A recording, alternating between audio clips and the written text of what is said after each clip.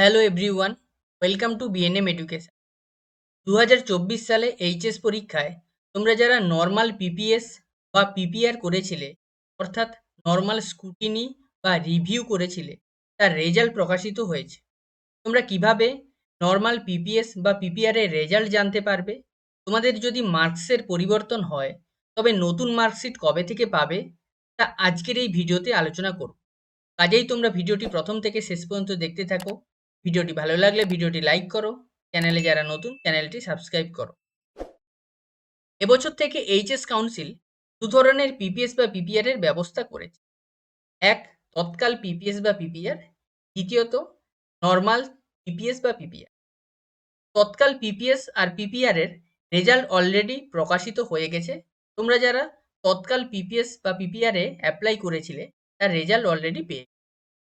Normal PPS বা PPR এর result এই প্রকাশিত হলো আজকে 13ই জুন। 13ই জুন নোটিফিকেশান দিয়েছে। দেখো, এই হচ্ছে নোটিফিকেশান। এই নোটিফিকেশানে বলা হয়েছে যে নর্মাল পিপিএস পিপিআর এর রেজাল্ট 11ই জুন থেকে প্রকাশিত হবে।